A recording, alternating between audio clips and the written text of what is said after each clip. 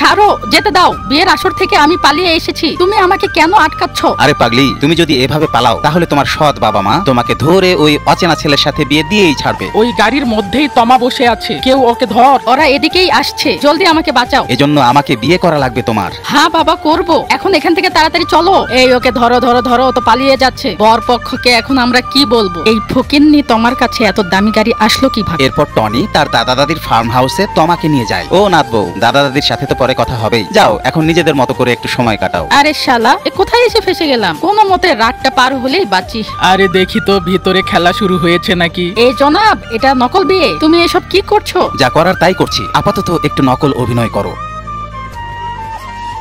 আরে শালা, এ তো আমার থেকেও বড় ড্রামাবাজ। আগে তো ভেবেছিলাম পাক্কা গর্ধব, এখন তো দেখি স্বামী হিসেবে পারফেক্ট। তারপর সকাল সকাল দাদিকে সাহায্য করতে লাগলাম। তমা, তুমি তো অনেক পরিশ্রমী মেয়ে। আরে দাদি, এটা তো আমার দায়িত্ব।